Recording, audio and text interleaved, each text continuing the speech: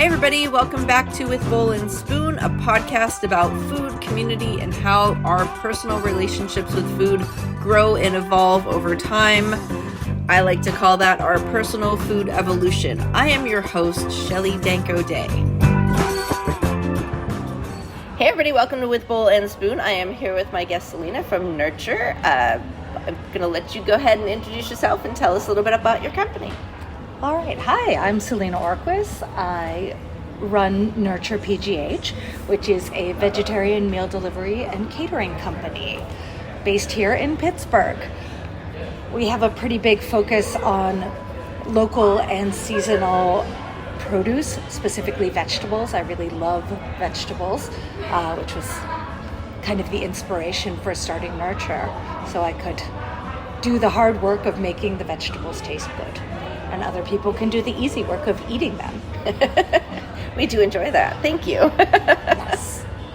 So you are vegetable forward. You're not necessarily like vegan, but you have a vegetable forward menu. Why don't you talk a little bit about your menu? Yes. And so the menu is vegetable forward, vegetarian. Our stand at Bloomfield Market is all vegan. We came in there as a vegan vendor, and there's actually enough customers to support that. There are certain contexts where calling yourself vegan is kind of a dirty word. However, we choose to promote the love of vegetables. You know, now that you say that, there is a vegan bakery there that I just pass right by. Mm-hmm. I'm rude like that, I guess. But I know that there are good vegan baked goods. I know there are. I had a classmate in college in food studies, and she made vegan baked goods all the time just to prove that she could. Next time you stop by at the market, I'm going to give you one of my pecan chocolate chip cookies, because I have so many non-vegans come and eat these cookies, and they're like, how? This is like the best chocolate chip cookie I've ever eaten. I'm not saying this to brag, but no. There's definitely ways to do it. It's just and not that I don't like the vegan stuff, but I feel like it's not for me. Like I can eat everything else here. I'm gonna save that for the vegans. I'm not really trying to be rude, but I'm like, oh, okay, that's vegan. I'm not vegan, so I'll keep moving. But it's sort of like a mental block for me that I just am like, oh, I don't need that. I'll go over here and get the regular baked goods. But yeah, I choose to think of food as a way, like my food is for everyone. It's not just for people who are vegetarian. It's not just for people who are vegan or who have some allergies. It's food that tastes good. Like I truly believe we should all be eating more vegetables, and that's really like I'm not going to judge anybody on their diet, on their preferences, but I literally want to make eating vegetables as tasty as possible. And you do. They're very good. I've had your breakfast burrito. I love that so much. And I had a sandwich, and I think I had one of your bowls once. Yeah. It's very good food. So how do you, there's a big push right now. I've noticed that everything has protein in it. Like it's even true. Like Starbucks is starting a protein coffee. Protein coffee? Yes. People just think they need to eat more protein. But even vegetables have protein. That is true. Yeah, you've got things like spinach and mushrooms, which have, it's not more than 1 or 2 grams per serving, but if you go down the route of like calculating your macros, you would add that in. It's not only chicken breasts. It's not only, we were talking about seitan earlier. Seitan is one of the highest forms of protein per ounce of any food, meat or vegetable, and it's just wheat gluten. So if you think about that, foods that are wheat heavy, so bread or pasta tends to have about 6 to 7 grams of protein per serving. I'm not talking about high protein pasta. That's just regular pasta. If you pair that with some kind of a sauce that also has protein, you've got your full, 20 grams of protein would be sort of average adult consumption per meal. But we don't go totally crazy at Nurture about that, but we do try to make sure that whatever you're getting that's an entree is going to have a nice balanced. We use a lot of whole grains, which have protein. They also have slow release carbs. We pair those with vegetables, and then you get a whole like kind of nutrient balance. You get micronutrients and macronutrients. We're not saying no oil. We're not saying no anything except for pure animal flesh, which is a thing that I choose not to eat at this point in my life. Sure. How'd that come about? I mean, have you always been vegetarian? I have been vegetarian since I was about 14. Okay. I had a little bit of a break of being vegetarian when I moved to the Czech Republic, which is not a very vegetarian-friendly country. It is not. I spent time in Czechoslovakia in the 90s, and I was mystery meat a lot. There's definitely mystery meat. I mean, the sort of kind of national dish of having like pig knuckle with your sauerkraut and your potato dumplings. I don't remember having a pig knuckle, but I probably did. You probably had some pig knuckle. When I was in the Czech Republic, whenever I would go to the mountains, I was teaching English, working with small kids. We would go to the Czech-Polish border, and the people who live in the mountains are just not very aware of vegetarian cuisine. Some things might be accidentally vegetarian, but there's a lot of wild rabbit that would get served to you. I definitely remember with the kids eating rabbit svičkova, which is a national dish. It's like a creamy tomato, spiced tomato sauce, and then you would eat that with your dumplings and your mystery meat, which often turned out to be rabbit, in my experience. Sounds delicious. That sounds like a really nice dish. It's delicious. Yeah. It's a labor of love. I actually, later in my life, after I left the Czech Republic, I made friends. I worked in a kitchen in the UK, and all of my kitchen friends were Polish and Czech. Polish was the sort of unofficial language of the kitchen, and my Czech friend made me svičkova. And he was like, I'm sorry, I can't see you today because I have to cook the svičkova. It has to cook for 4 hours. And so you would just be slowly simmering this pot of sauce on the stove. Or in the mountains, they would be slowly simmering their probably quite tough rabbit stew, which you would have to cook for a really long time to break down all that collagen and the proteins. Yeah. So I really started eating meat in the Czech Republic because I wanted to participate in the culture that I was in. And at the time that was Czech culture, but I also, incidentally, I worked at an Arabic language school the first year I was there. I worked teaching kids whose first language was Arabic. They needed to learn English in order to function in the wider world in the Czech Republic. They did learn Czech too, but I was their English teacher, and I also was incredibly privileged to get to teach. I taught a lot of wives and kids, and so I would go into the home, and as a woman, I was treated like part of the family. Like I would go in and women would not be wearing their headscarves except to get me at the door. And then I would go in. I remember having living room floor picnics where there would be a giant tablecloth in the middle of the floor. Everybody would sit, pull up a little bit of the tablecloth to put on our laps to make sure that the food wouldn't get on the carpet. And I basically ate what I was served. I decided that it was much more polite and it was much more, I don't know, generous of spirit, empathetic. I don't really know the right term, but if somebody was serving me some kind of Syrian beef and rice stew, I was going to eat it because they were inviting me to sit down at the table with them. And for me, that's really important. That's a really good point. Yeah. So that's nice. Yeah. So that was in the Czech Republic? That was in the Czech Republic. I got to meet so many Libyan, Egyptian, Syrian, Saudi families, and I taught them, and they treated me like I was part of their family, really. It was kind of an amazing experience. That's really interesting. I actually got an email from one of the kids I taught a couple of years ago. He said, I had to find you and thank you. Oh my gosh. I taught him for about 5 years, privately, like the entire time I was in the Czech Republic. And he said, I just graduated from college I got my IELTS score. I got a 5, which is like the top score you can get on your international English language exam. Wow. And he reached out, and it brought a tear to my eye. I bet it did. I'm getting a little teary myself. That's lovely. Oh, that's so nice. Yeah. Because you wonder, if you have an impact, if you make a difference, and Sometimes it's nice you for people do. to reach out. Occasionally. Yeah. No, I'm sure we make a difference a lot more than we hear about in the world. So that's good.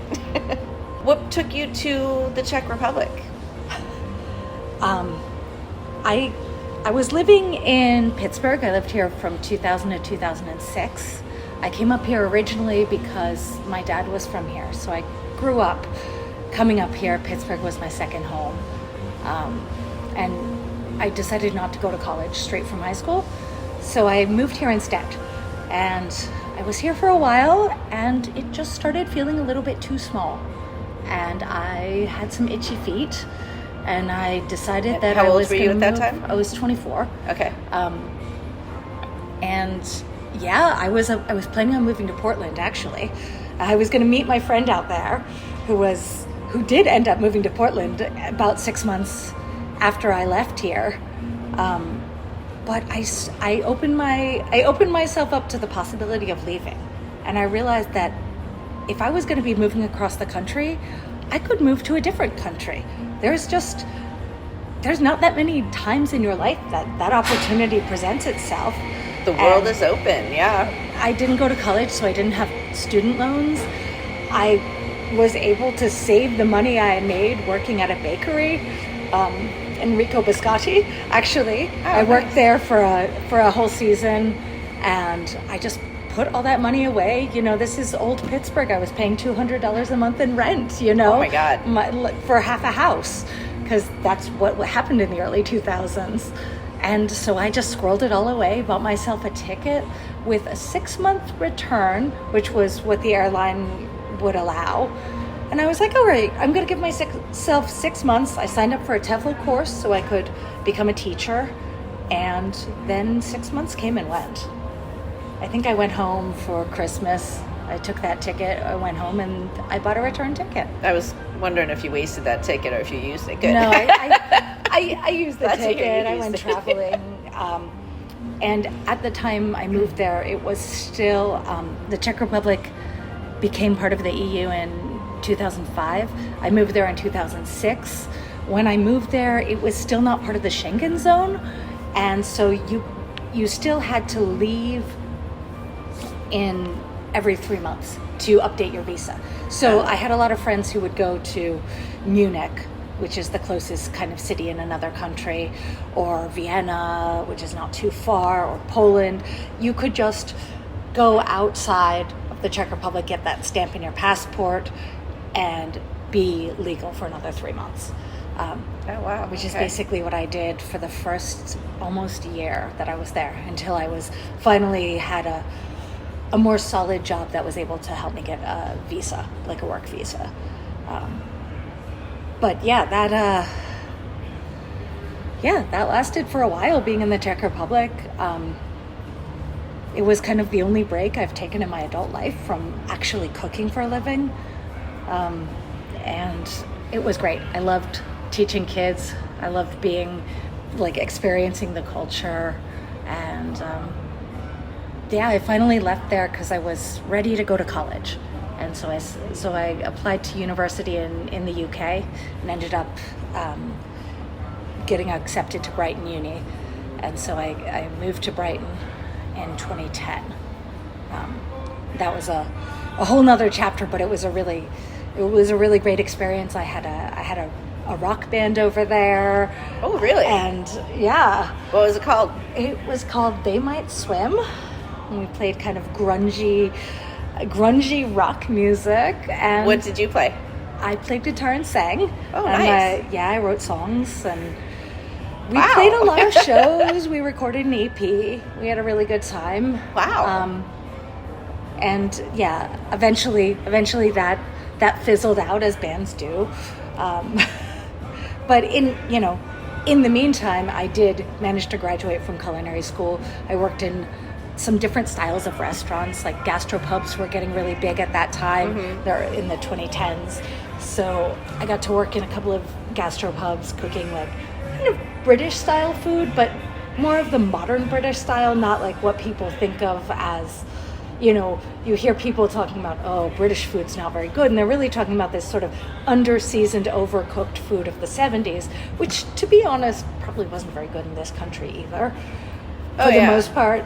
That's one of the pet peeves of my husband, is people saying, oh, the British food. And he's like, you know, there was rations and war and, like, stop. Like, yeah, like really it goes back severe, even like, than the economic 70s, but yeah. like, downturn in the 70s and 80s, like, really not a good place. But the Britain that I experienced food-wise, oh my God, there was just lots of, there weren't farmers markets per se, but I lived in the Kemptown neighborhood, and you could walk down the street. You had your bigger, you know, you had your Morrisons and your Sainsbury's, but you could also walk down the street and go to the little, like, natural food store, and the little butcher, and the little fishmonger, and the little produce store. And you could just walk down, and it was about a mile from, like, the main drag to my home, and I would get home and I would have, like, 27 shopping bags from the little independent shops on my arms, and I would be like, great, now I'm ready to make dinner.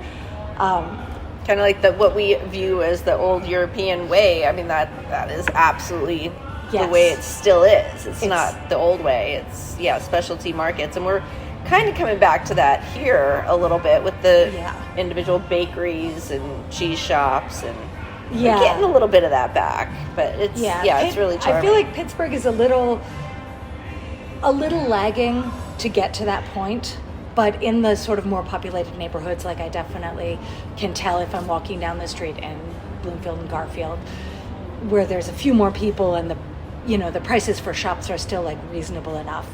You do get your green market, you get your, you know, specialty, cheese shop. Yeah, Penn Avenue has, like, Leona's just opened up their ice cream shop, and then there's a Third Space Bakery. I think they had a soft opening to sort of try things out. Yes. But there's Third Space Bakery, there's Leona's, there's the Two Frays is there, and People's is still there forever. Yep. Yeah. No, I looked at a space over in that part of Penn, right near Third Space, to think about having my own storefront, and I decided ultimately I'd like to own the building, so I didn't take that space. But there's definitely some energy towards growing neighborhood-centric spaces. The landlord of that space I talked to specifically said he would not rent to any vape shops. Oh, nice. He would keep the rent lower so he could actually, like, rent to independent businesses. Which those vape shops are bonkers. Oh my gosh. I don't understand them at all. So let's hop back in time a little bit. Where did you grow up? I grew up Let's go to the beginning. Well, I was born outside of San Francisco in Oakland, California. Wow. My parents were hippies, and they both landed out there separately and then together. And I was born in a communal house at home with a midwife. Nice. In the early 80s, when it was not trendy to do so. Yeah. But they were both from the East Coast. My dad was from here, and my mom grew up outside of Washington, D.C. in Arlington, and that is actually where they ended up settling. So I grew up in Arlington, Virginia. My maternal grandparents, who are incidentally both from Brooklyn, decided to settle in the DC area, which is still kind of East Coast vibe. Oh, for sure. And it's a really interesting place to grow up, I would say. On one hand, you've got, like, the food scene in DC. It blows Pittsburgh out of the water. There's so many, international, like, in the city, but also if you go out to Bailey's Crossroads, there's a strip of Ethiopian and Somali restaurants just in the suburbs, in a literal strip mall. Well, in Adams Morgan, there's one block that had like 10 Ethiopian restaurants. Yes, absolutely. We remembered the street, and we were like, oh yeah, it was an Ethiopian restaurant. We looked it up, and there's like, which one? Right. So many. There's a ton of Central American, like the Central American population is really large, so you can always get good pupusas, rotisserie chicken if that's your jam, like, Peruvian style rotisserie chicken. And actually Arlington has the second largest Vietnamese population in the United States after Chicago, I believe. So there's a place again, we're talking like suburbs, strip malls, like way the heck out, that is called Eden Center. And there's about 30 Vietnamese restaurants and grocery stores all in the same like plaza. And you go out there and like you really can't go wrong. You're just like, okay, well, this restaurant, there's a place that I grew up going to. It used to be closer into Arlington, like in the sort of main, there's a main corridor of Arlington right off where the metro goes. And there were always a lot of restaurants in that area. It's just really walkable. But they ended up moving out there. So we would always go out to Hoang Viet. It's just a kind of a favorite. But if they're too busy, then you go to the place next door or the place next door to that. Or if you really, really want like the sweets that are made with rice flour and kind of like fun and chewy, and there's I think it's called three texture dessert. It's like you get like tapioca pearls and ice cubes and red beans and then like essentially little cubes of agar. It's like sweetened, it's kind of seaweed gel in a coconut milk. Like it's sort of like a milkshake. It's crunchy, it's chewy, and it's got beans in it. And that is just amazing. So, and this was your food eating out in the 80s. In the 80s and 90s. In 90s, yeah. Yeah, we were pretty, my parents would take us out whenever my dad got paid. So probably every 2 weeks we would go out for dinner, and it would be like a big thing. And we tried stuff. At home, my mom cooked more of a kind of Moosewood hippie style. Like there was a lot of vegetables. We didn't eat very much meat growing up. If she made meatloaf, it would be about 50% grated zucchini. That was just kind of how she rolled. In hindsight, she always said it was because we didn't have a lot of money. We were living on one salary. She worked very little from the home. And, we had access to vegetables. We lived on a 1/4 acre, and she had a huge garden. So in the summer, we would just eat a lot of garden vegetables. We learned to eat salads very young. Like my comfort food is broccoli with tamari and nutritional yeast. Oh, nice. With some like nice brown rice. I'm like, bring it on. That's very Moosewood for sure. Yeah. Well, so you appreciate, you understand what farmers go through to bring that food into the world. So that explains a lot. It is a lot of work. Yeah. And she composted, again, like all this. She was kind of like doing the sort of urban homemaker thing before it was trendy. So we would go berry picking, and she would put up preserves every year, make her own pasta sauce, and there was always like a home cooked meal. And we definitely like centered around, even when she worked more, she was a piano teacher, so she worked in the evenings. We always got a family meal, and we were always like, there would be a space in her schedule that we would all sit down together. And if we had friends over, they were welcome to come and join us. It was a very, like, yes, a little bit weird, a little untrendy, but it was a very warm environment. And I always try to create that in my house to let friends and family know that they are welcome in our space and that it's their space as well. And I think that comes from my mom. Like, she was very much, I don't know how she just decided that part of her goal in the world was to just create this space. But the kitchen was always the center of the home. When I was growing up, we lived in a 1900 farmhouse, and the kitchen, I kid you not, it had been in Arlington. In Arlington, 1900 farmhouse. It was probably one of the first houses in the neighborhood. There's a couple of old houses. Actually, we learned later that it had a general store in the basement. It had a walkout basement. It was on a hill. So it probably was a place that farmers would come and get their milk and sugar or whatever dry goods. Center of commerce for the community. Yeah. But this house did not have a kitchen. It had a wood stove in the dining room, which had been taken out sometime in the 50s. And screened in back porch was given, just like basically uninsulated, like clad walls. And that was our kitchen. It was tiny. You could roll a ball from one end to the other, but it was the place. Wait, because the because floor it was angled? Tilted slightly. It was just tilted. There was a creepy crawl space underneath.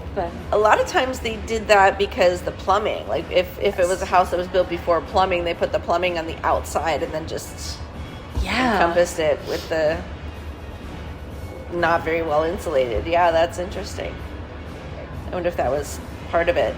I had added on to the back because they put in a sink. Yeah, that's probably.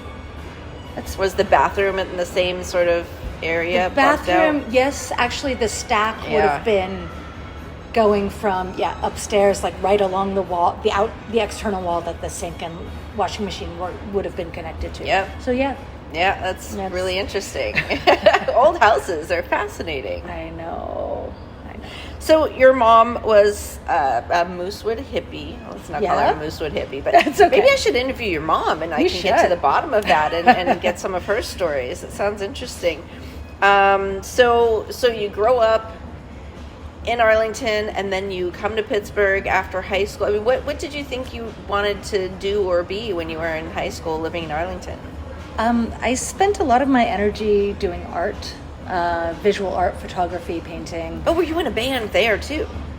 In high school? We played we played two shows. We played two shows and then we left. But yeah, I played in a punk band here when I first moved here. We were not very good. We would clear rooms.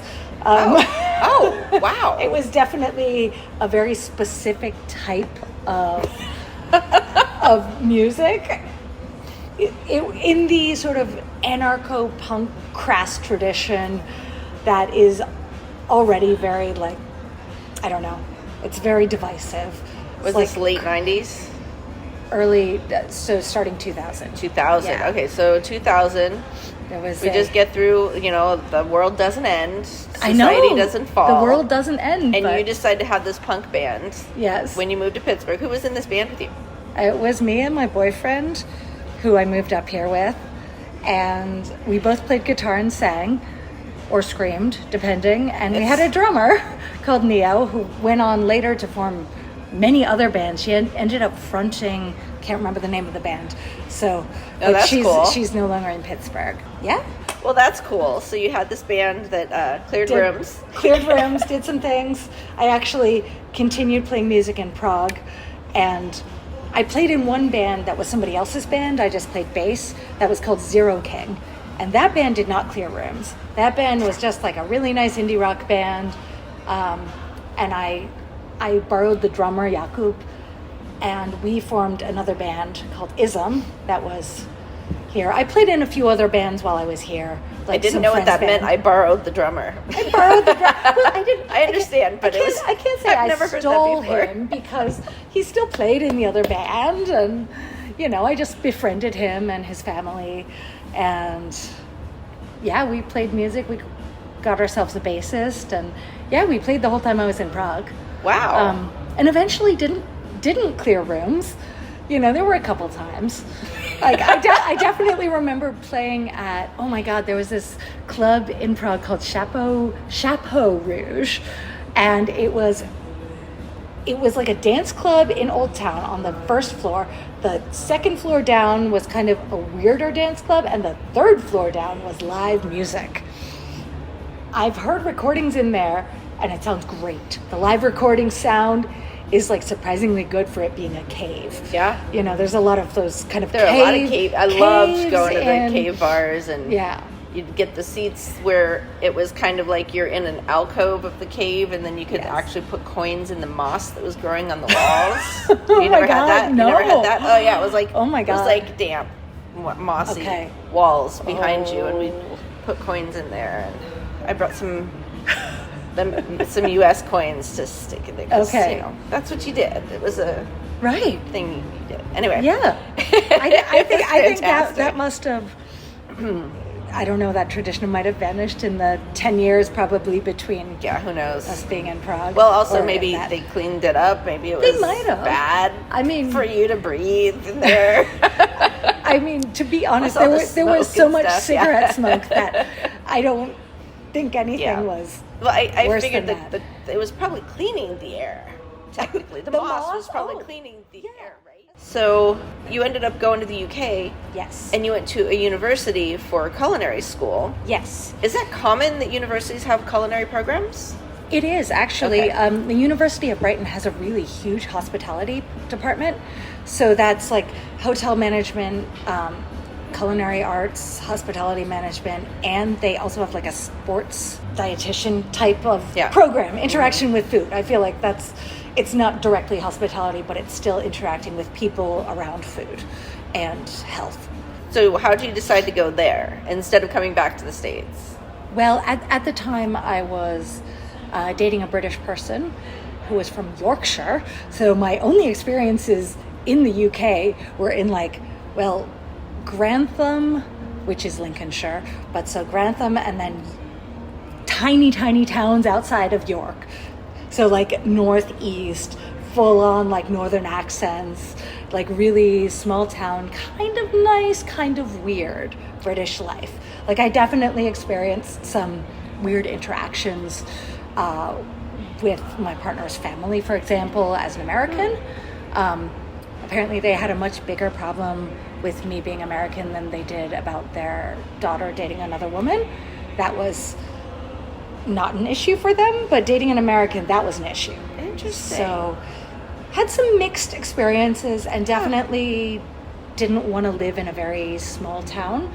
I knew I needed to go to school, to university, in order to kind of move forward in my life.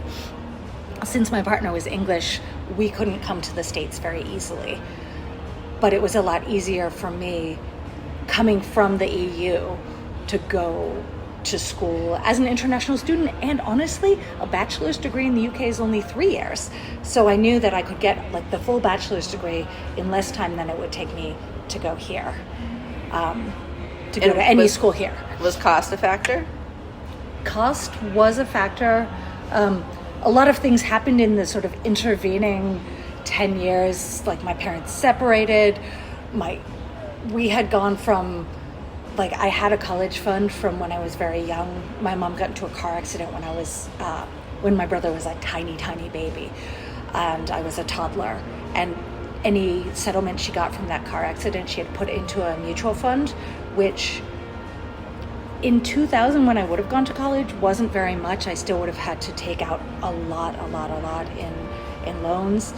But by 2010, it had actually matured quite a lot, and I could afford to go to college as an international student.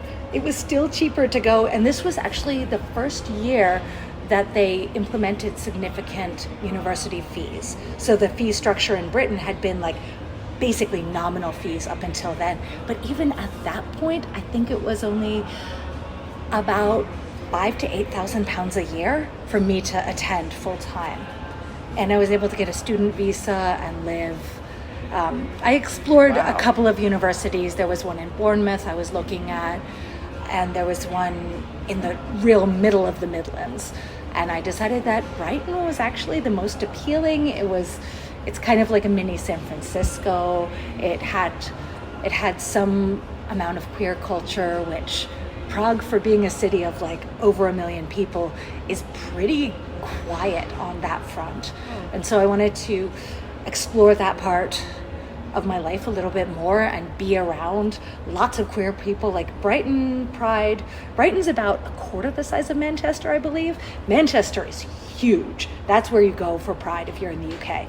But Brighton is where you go if you're from London. Brighton was literally formed as the Victorian weekend away place. That's where Victoria kept Prince Albert.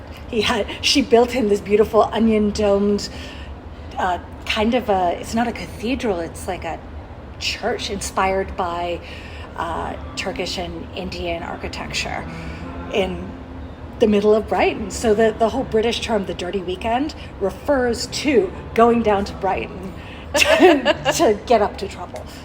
And I decided that was a good place to go. Good for you. Okay, cool. So your partner at the time moved Is that your husband still? No. Okay. Sorry, Right. I'm a bit of a serial monogamist. I'm just trying to No, figure out I met this lovely lady named Katie in the Czech Republic who ended up moving to the UK with me. She was British, and we were together for 5 years. The Brits are not very bothered by that's fine. You have a same-sex partner, no big deal. It's not a but huge the American bit was a thing. The American bit was a thing. Yeah, I think I missed that because Brett and I have been together since the 90s, so yes, and they didn't hate Americans yet. Yeah, I don't know if it was just this particular family or what, but yes, and Brits tend to use partner to describe your long-term live-in person. Mm-hmm. So anyway, yeah, I moved to the UK with a woman named Katie. We broke up after a little while. And then at the end of my schooling, I did end up meeting a male partner, a guy named Lawrence. And 6 months in, my school finished, and I looked at my visa and I was like, oh my God, I have to leave next month. And he's like, well, we could just get married. And that's hilarious. In some fit of optimism, I decided that was a good idea. So we planned a wedding in 6 weeks and stayed married for all of about 2 years, and that did not work out. That failed rather spectacularly, and I could not stay in the UK. This was pre-Brexit, so you couldn't stay because of legal issues. Yeah, I couldn't stay because of visa issues. So in the sort of pre-Brexit UK, there was actually a surprising push to get non-UK citizens out. A lot of the people that I knew and worked with in the hospitality industry over there were Spanish and Polish. There were a lot of people from poorer countries coming to the UK because at that time the economy was a little better and the pound was pretty strong. It is no longer. So people would come, work in the hospitality industry, save a bunch of money and go home, or just stay for a while because... And send money home, yeah. Yeah. Similar to how people do in the hospitality industry here, just coming from different countries. It's a pretty common thing until we start sort of respecting the hospitality industry more and paying better. It's going to be, that's going to keep happening. So a lot of the people that I actually worked with in the hotels and restaurants have since gone back to their mother countries because it wasn't very friendly anymore to be European. People would say shit to them on the street. Yeah. And it got weird. It did get very weird. And in among that was kind of trying to apply for a visa as a foreign national became really hard. So I was not able to extend my student visa. I tried for a long time. The British passport control literally held onto my passport for an entire year. Oh, shit. My dad had cancer and I was not able to come home. Oh, no. Because I would have come home and not ever been able to go back. So wow. It was a little weird. Yeah. But yeah, that passed and I decided to come back here, kind of with my tail between my legs. But ultimately it was for the best. I needed to figure out how to be an adult. And so you came back to Pittsburgh, though, not to Virginia. I applied for one job in DC. Actually, I applied for a bunch of jobs, but I heard back from one job, and they were like, this was 2015, mind you. And they said, okay, great, we've got a job for, a line cook here, and we're going to pay you $12 an hour. And I was like, are you serious? I can't even rent a room in a house for that in DC or in the suburbs, or if I wanted to take a 45-minute metro ride each day, which you can't do in a restaurant because how the heck are you going to get home at 1 o'clock in the morning? Who do they think you are? Independently wealthy and you're just looking for something to do? Apparently, I don't even understand. So I ended up getting a job at Big Burrito. Up here, I worked at Casbah for the first 6 months, which was an interesting form of boot camp. you just... Well, you mentioned just in passing that they had offered you, or like last time we talked, they had offered you they also knots. Yeah, they also offered me $12 an hour, and I said thanks, but no thanks. I'm trying to move back here, and I can't afford that. So I actually did negotiate. For the first time in my life, at the ripe old age of 32, I negotiated for a slightly higher salary, and I spent some time at Casbah, and eventually it wasn't really for me. It's a respectable restaurant, and I definitely had a good experience working for the company. I worked for the catering arm later on for a few years. But I ended up getting a job at Legume, which was really what I was looking for. I wanted to be really immersed in the appreciation of food. They really do appreciate food. Yeah. Or they did, I should say, because they are no longer. Yeah. I'm sure they still appreciate food. They probably do appreciate For sure. food. Trevor was one of the first people that I knew who was making, like, he told me what sauerkraut is. Yes. I was delivering cabbage to him from Grow Pittsburgh, because he was one of the early customers from Grow Pittsburgh.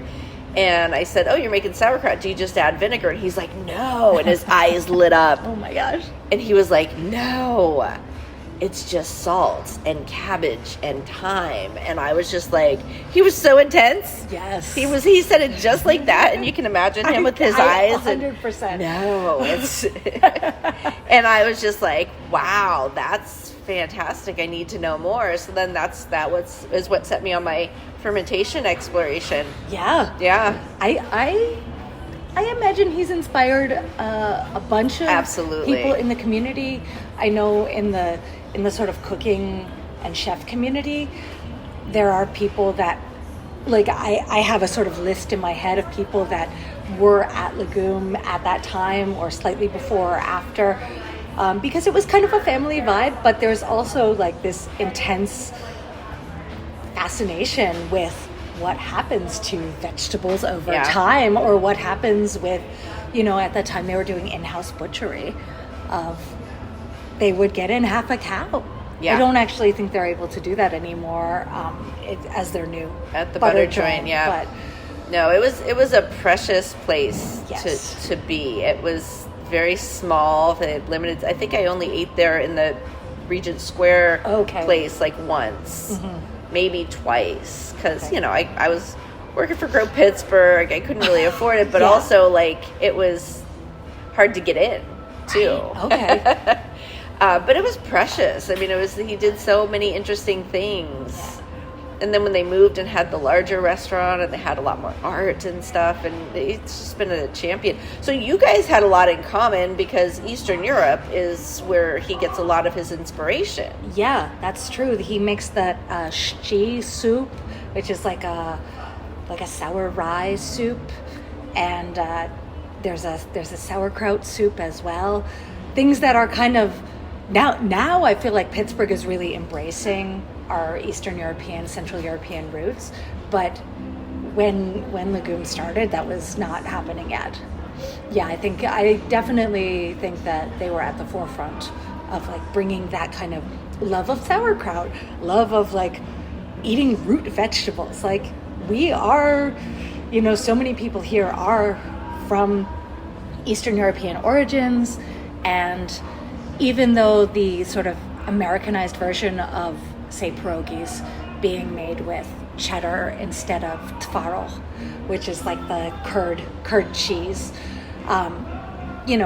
we experience changes. That's what happens to food. Food does change. Like, whenever you move it to another location, you get new ingredients being with like old techniques applied to them, or you get something that is what you would make using what you have at hand, but the knowledge that you have. So there's I think it's really exciting actually to see what's happening with food, Here, I feel like we're a little bit up and down. It's a little bit of a roller coaster, but I'm feeling excited. I just ate at Apteca last night, which has definitely like brought a lot of Eastern European influence and fermentation. Oh yeah, what are they fermenting over there? Everything. Oh yeah, yeah. Cool. They do fermented beverages. They do fermented peppers, which they'll turn into sauces. They're making their own kind of seed cheeses. And again, I feel like what you were saying earlier about, you know, the feeling like vegan food is not for me. I feel like they're actually starting to bridge that gap. Like when they got written up in the New York Times, when they were James Beard nominated, like it's still unusual for an all vegan restaurant to get those kind of accolades. Yeah. And they're busy every night. Yeah. Like you don't get in there without waiting for a half an hour or Yeah. getting a very much coveted reservation. It's funny because when we first went there, they have one of those, they might still have it, the menu is on do. like the Paper, paper. butcher paper, yeah.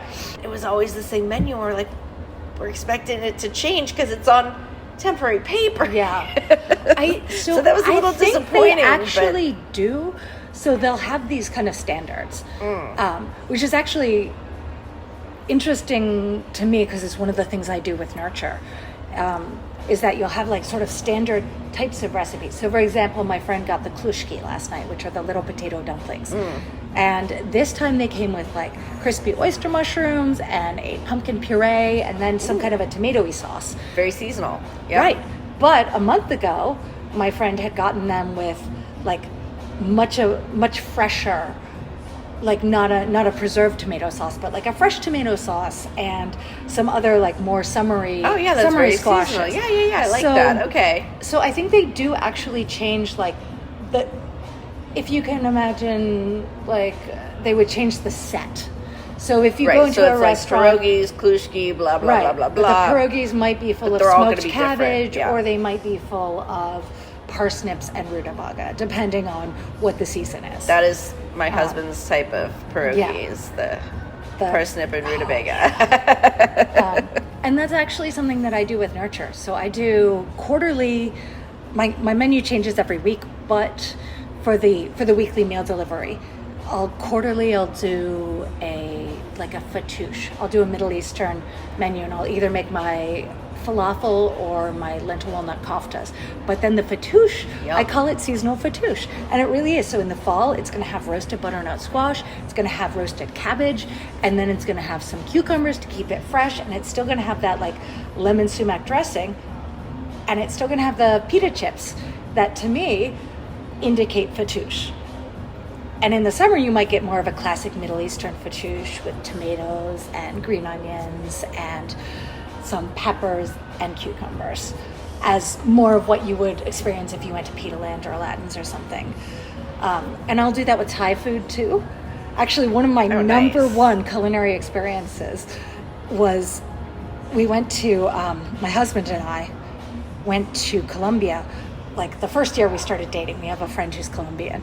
And Colombia, the food culture is a little bit all over the place. Some of it's really strong and some of it's kind of pulling from neighboring countries. We were in central Colombia, so there wasn't like a strong sea coastal influence or anything. The best meal we had was the Thai meal that we made using Colombian ingredients. So we were like, we're going to make a Thai curry. They were having a dinner party. We're like, well, obviously you've hosted us for 2 weeks. We're going to cook for you. So we got like coconut milk, and I managed to find some lemongrass somehow. And then we got these amazing Colombian beans that were about this long. And we're like, okay, well, this is clearly Colombian Thai curry. And I hope that other people see it this way, but to me, it's a respectful way of saying, I honor your food. I honor the food that comes from your place, your country, and I do that by interacting with it and not just being a casual observer. That's beautiful. I love that. Yeah. So what's next for Nurture? Well, we're going to keep doing what we're doing, which is the meal delivery. That's been 5 years going strong. I am looking into getting some more wholesale accounts so that you can buy our food when market season is not upon us. So we currently sell out of Mort's, and I'm talking to some other people which I cannot yet disclosed. So hopefully there will be more options in the near future. And then hopefully in the next 2 years, we're gonna see a brick and mortar. And I'm thinking a vegetarian deli kind of environment. So counter service, you can come in, there's always going to be a soup and grilled cheese on the menu. You can always get your breakfast burrito on your way to work. I'm going to try everything I can to keep the prices affordable so that, I live in Hazelwood, which is sort of an up and coming neighborhood, but it's not a very wealthy neighborhood. I'd like to be close to home with my brick and mortar concept, which means that I'm going to have to make it affordable to the people who live near me. Oh, so you're looking for brick and mortar space? Brick and mortar, Greenfield, Hazelwood. Cool. And hopefully I can come in with the growth that's happening there right now. So. Yeah. So where can people find you now? You said Mort's. Mort's. Is it the only outlet right now? That's to go and pick up? That's the only place you can go and pick up without Where's pre-ordering. Mort's is in Mount Lebanon. It's on the Mount Lebanon Green Tree border. It's on Cochrane Road. And the best way is to pre-order and get it through the website, and we deliver it to your home every Thursday. You can find us on Instagram and Facebook at nurture-pgh, and you can also find us on Square, which is nurture-pgh.square.site. That is the best way. Right on. And we do catering and stuff too. There's a form in the website. So, cool. Yeah. Awesome. Well, Selena, thank you so much for being on with Bowl and Spoon. I really appreciate it. Thank you for having me. It's been really nice talking.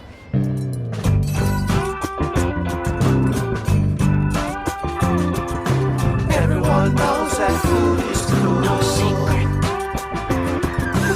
Eat that food with a bowl and spoon. Everyone knows that food is cool. That food with a bowl and spoon. With Bowl and Spoon is written, produced and hosted by Shelley Danko Day. Original theme song was written and performed by Paul LeBreeze and friends. You can listen to With Bowl and Spoon wherever you get your podcasts. Don't forget to subscribe, like, review and share. Follow us and send us questions or messages on Facebook and Instagram at With Bowl and Spoon. Thanks for listening.